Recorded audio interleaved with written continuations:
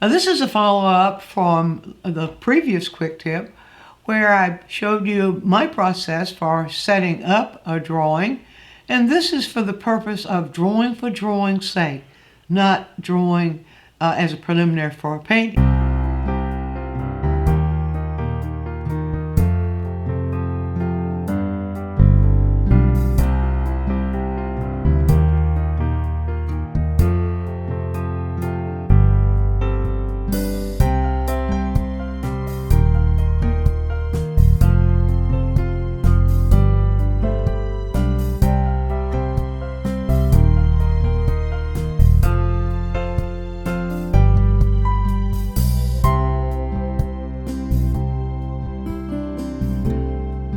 Well, we're using the ebony pencil here. It's my favorite pencil. And so I find that it can do almost anything that any other pencil can do. If you want really light lines with the ebony pencil, you simply hold it light. Hold it very light. You see, you can get really, really light lines like that. If you want the lines a little bit darker, you put just a little bit more squeeze on the pencil. Not push, but just put a little bit more tension on the pencil, you see, in the light, and the lines get darker. But it has other possibilities for working with it, other potential, I should say, and that is the shaft. Now, this is a shaft that's been sharpened. I showed you in the previous quick tip with this sharpener, and I'm going to sharpen it again because I'm going to start from scratch here. So we always start out with a sharp pencil. Remember, this is our tool. This is the thing that's going to make the drawing work or not work.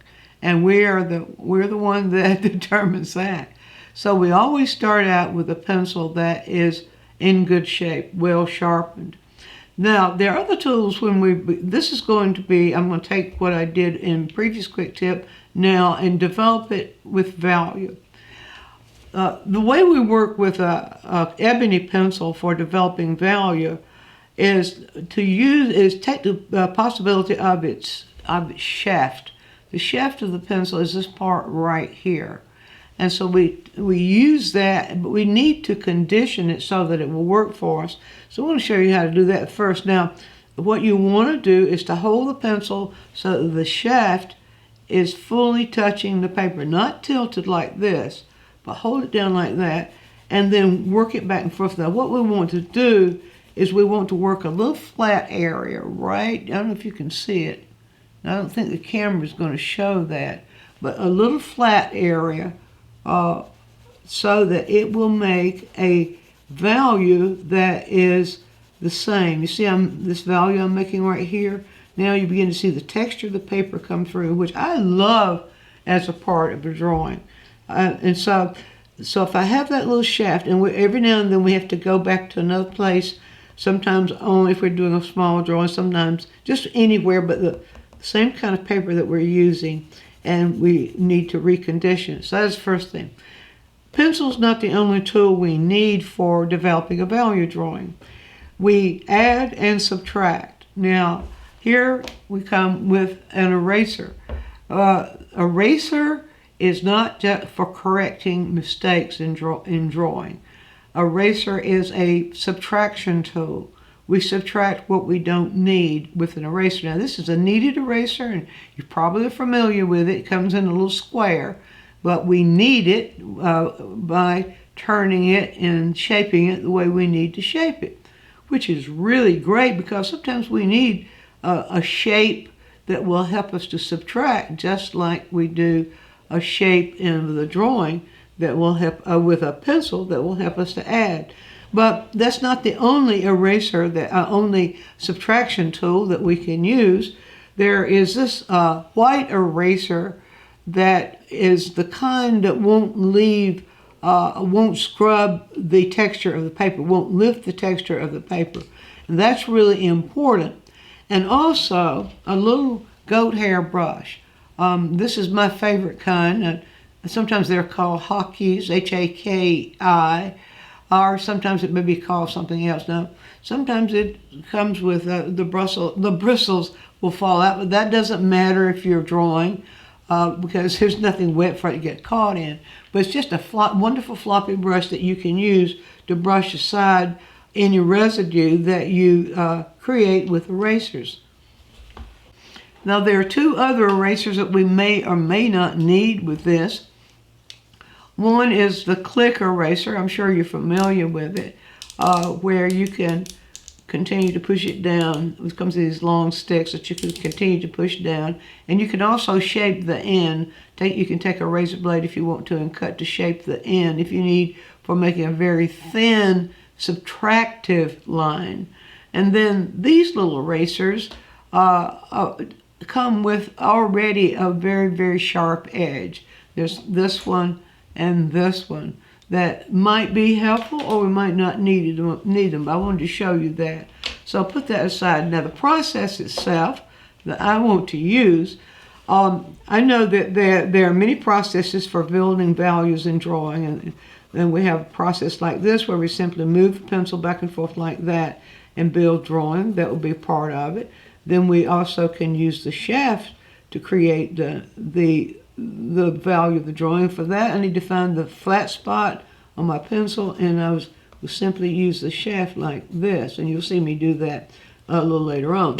So the process goes, once the preliminary drawing, you've done your gesture drawing. I always start out with a gesture drawing, and you have the lines very light. First thing we want to do, though, is we want to lighten that up just a little bit, and so that we don't have our lines here competing with the values that we're going to make. So we don't take it away completely. We simply just lighten it up. And that helps us then we want something there that guides us, is a guide for us as we're working the value, but we don't need to take it all away. And so that's the first subtraction we do. And so if you can watch the words you use for drawing as well as for painting, because your words are going to determine what you do. And if you if you think erasing is taking away mistakes, that's a fallacy. Erasing is simply subtracting, and sometimes it's editing. Sometimes we need erasing for lightening areas up, such as I'm doing right here. So there's the first thing. So I'll just put that eraser aside. Now I'm going to start looking in the reference here.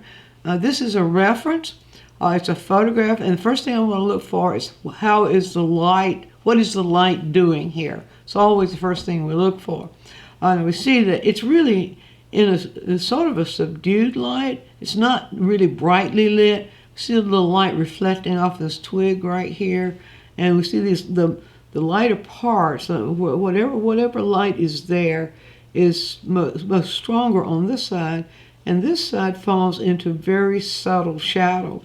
Now, we don't start out a drawing by trying to create details. I like to work general to specific. And so first of all, I'm just going to consider that value, and I'm just going to begin to work the pencil in the direction I see these going. Now sometimes, like here, in working from this photo, I can use my finger to kind of guide me. If I'm working from the thing in real life, I have it right there in front of me, and I can see that. Sometimes I might even use my finger there to guide me. All right, so I'm going to just begin now to make value areas, and that's all I'm doing here. And you see what I'm doing? I'm holding the pencil like this so that I have lots of leverage, and I'm using a lot of elbow and wrist movement, shoulder, elbow, and wrist movement, and I'm working on various areas of this shaft. And so, okay, here we go. So I get this, I'm looking here, and I'm moving in the direction that I see these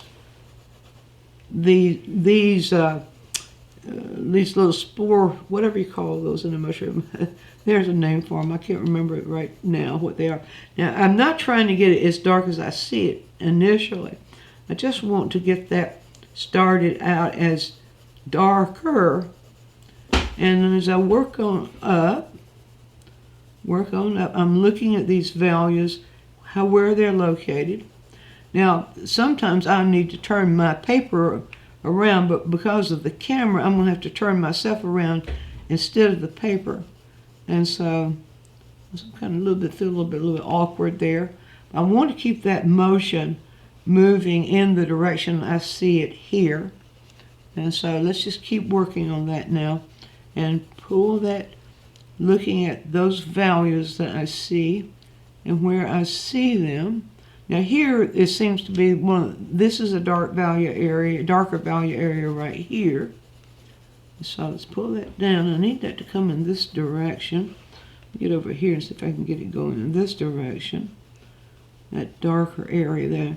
And then it gets darker right in here as it's coming down over in this side like this and this side like this. And we can begin to see it sort of reveal itself to us as we're working. And then I'll work on these areas right here and then right in here. And conscious of the way I'm holding the pencil, the degree of pressure I'm putting on the paper, which is not very much, it's just enough pressure to make this go on at this particular value. And then to keep working it very general at first, very generally. Now this is working sort of like this. Now this I'm still, as you can see, I'm using my elbow and shoulder to make my arm move because that gives me more leverage. And this shows as light right there, so I don't need any value right there. And this is this side catching more light. I don't need to be making those areas as sharp in value. And so I just go very light, barely touching the pencil to the paper in this area right in here. Now there's one thing I'm noticing that's causing me to see those values on the mushroom as at the value that I'm seeing, and that is the dark around it. Now, so what are we going to do about that? Well, I'll show you like to handle areas like that. So get this on down like this. Oh, I see a little rough spot right there. That's a little rough spot in the paper, and I'm not quite sure where it came from. Let me see if I can get that up. I believe that is a piece of tape that I went ahead and took that off. Now, sometimes that might happen. You may have something that was on your paper that you didn't realize was there. The best way to do that now is I'm just going to take, because I've got that little spot there now. Let me see, does that relate? I'll use it if I can. I might be able to just use that as a light. Let's see. Well, I believe that might work. Well, I'm not going to worry about it right now. I'm just going to keep going. And no, all right, so we're getting over into the shadow areas right in here. And we'll get that shadow area, and that little shadow area comes down kind of like that. And it moves over sort of like this. And then we've got this area right in here that's a darker shadow. When I squint, this area right in here, it's a darker shadow. I believe I was talking about the negative area. Negative is the word we use to describe the space around shapes. And so this outside area here, people call it background. I don't think background tells us anything. So I like calling that a negative area. And work this dark right in here and help define that stem of that dark area right there. I'm not going to try to define limb yet. Just getting major areas or general areas of dark laid in here. All right, so let's see now, what have I got there so far? All right, now, in order to show, for me to be able to see the degrees of value I have here, I need to shape that negative area. Now, here's the way I'm going to do that. I'm not going to try to make the whole paper, all the paper around it. We're going to create kind of what we would say a vignette. I'm going in here dark, and I want this dark, the degree of that value of that dark, I want it to be the same degree of value, a similar degree of value that I see right in here in the photo. And so what I'll do there, now I'm just going to use that negative area, that dark, and shape it around this part of that mushroom shape right there. And we'll do the same thing right over here and here. And then, let's see, where else do we see? We see some, oh, you see that kind of dark right down in here. So I'm just going to begin now to develop some darker value areas. And you see what I've done here? I'm holding the pencil like this now so that I can have better control over those darks. So how do you hold the pencil? Now let's gradate. The way I gradate it, let's get that darker right in here. All right, so the way I gradate that is with pressure and repeating it back and forth like that, and holding the same pressure on the pencil. And then where I want it a little darker on the tip, I raise the point up like that just a little bit and place the pressure on the tip, and then lay it back down and lift up on the pressure. So what we're doing there on this part to get our darks, to control our degrees of value, is we're controlling it with the amount of pressure we put with our fingers, like this. So you're really pushing it hard when you want it to be dark, really, really dark, and you'll have a place in your, see that indentation in my thumb there? That doesn't hurt anything. And then we let up on the pressure when we want it a little lighter. All right, so that's that is what I am using to control that dark area. I'm gonna let that gradate. I want this darker than I see it right here. I want really strong emphasis on dark right there, and I'm gonna let that. Now I'm gonna let up on the pressure as I continue to move. Let up on the pressure as I go out. You see I get that nice little gradation, and we'll begin to distinguish that area there from the outside, the other part. Now this seems to be in a very a single degree of value, so let's just do that. Now what I'm doing there, because I'm using the shaft and not the point, I'm not allowing the point to get any pressure. If I do, I'll get something like that. So I'm just holding it so the shaft is what creates that dark. All right, now where am I? I'm about right in here. Okay, now let's create a dark right in there. I'm gonna leave that right there. I'll do some subtractive work in just a moment, but I'm going to keep that control there. All right, now so I'll move up in here. I need to get that a little darker now, so that shadow area makes sense with the rest of it. And so, all right, now I'm going to begin. Now I'm going to work in that negative area around it, and rather than make the whole background dark, what I'm going to do there is I'm going to let the dark define the mushroom.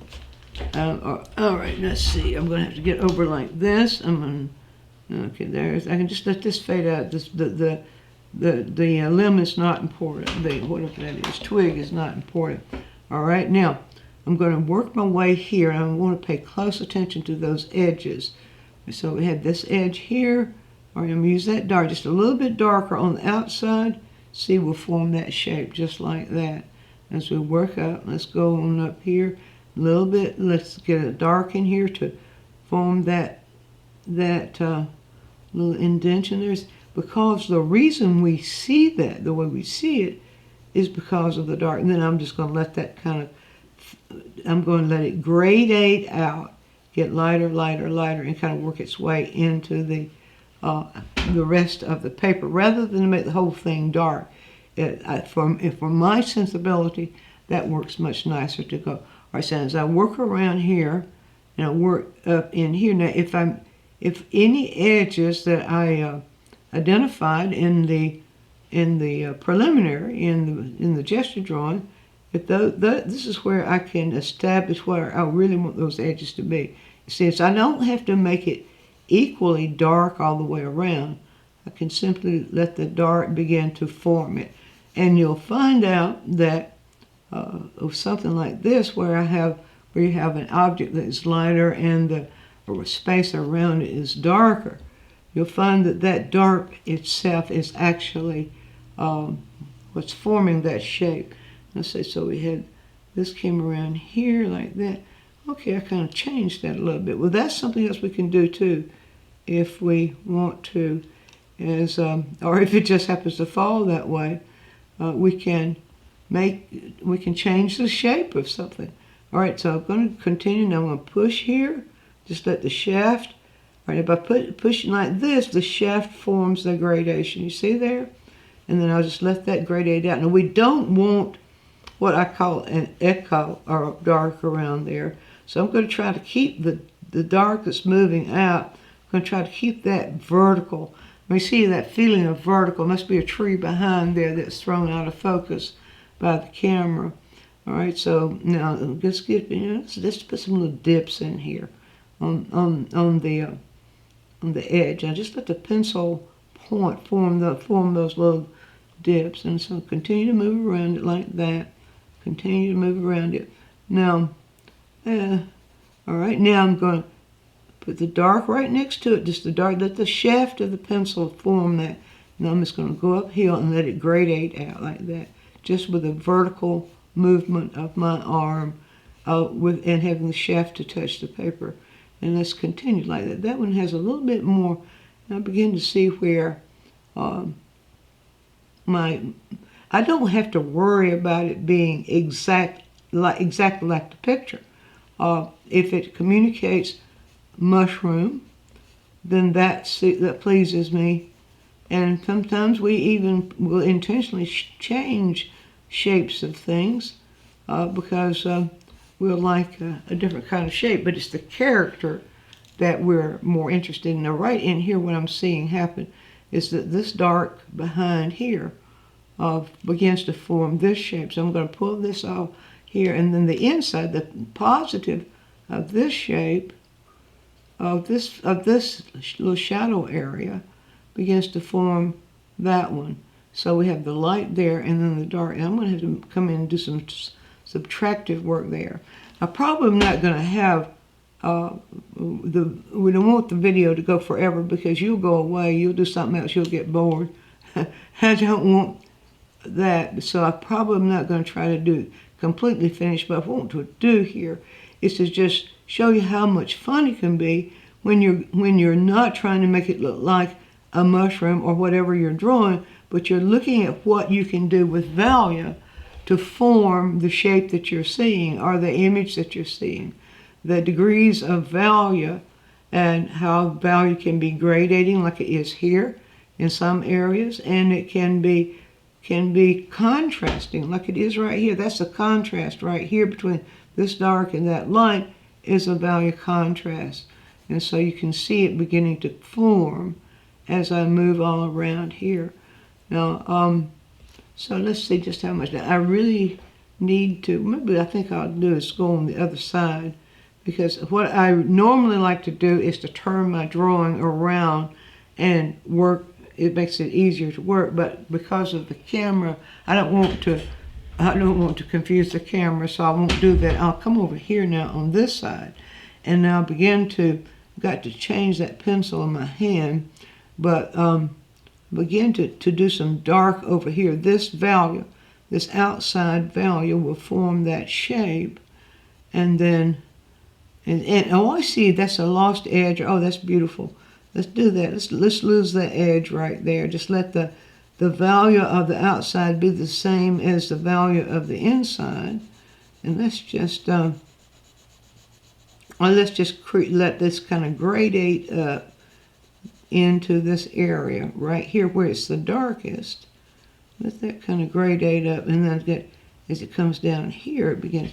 I can do this like this. Now, this is another little thing you can do with the shaft of the pencil to form little textures that you might need, is just to move it vertically back and forth like this. You see, to create those little textural things that we see.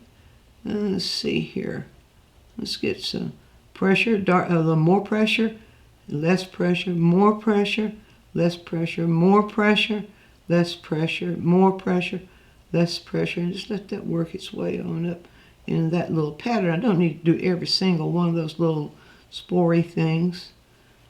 I think I've got that wrong. I think they probably have another name. The problem I always have is I don't always know the names of things. I just like the way I see them. And people who are who study in the field of something knowing the name, may have lose a little patience with me on that, but that's just the way it is. I'm going to let this gradate down, but just a little. Let that little edge right there just move. Let that be kind of a lost edge right there. Now I begin to kind of define the edge a little bit more as I move in this direction and on in this direction and all the way around. All right, so now, all right, so I'm going to not try. Did I say that I was going to finish the drawing? I might have, and that would have been a worthwhile intention. Oh, here, what we need to do there. Okay, let's go back in here just a little bit, and let's do just a little bit more of this sort of letting the motion, the vertical motion, and the kind of zigzag of the shaft of the pencil in this direction to help define something of those textures. So you see, at this point, we're building values and textures together. So, so I've reached this point now where we're sort of just laying a foundation again in this step. So what we'll do here is make a 3-part, where in the 3rd part, I can show you how we can use values, just values and some textures, adding and subtracting to get a worthwhile drawing of this mushroom. Be sure to view all of our quick tips. And while you're doing so, subscribe to the channel, click on the bell so you'll always get a notice when we produce a new quick tip, which is every week. And if you have a question, leave it in the comments section and we'll make a quick tip for you. Also, take a trip over to DianneMize.com where I have full-length lessons, downloads, DVDs, lots of other stuff there, some free stuff for you. And while you're there, you can subscribe to the newsletter, and that way you'll always be informed every time we do something new.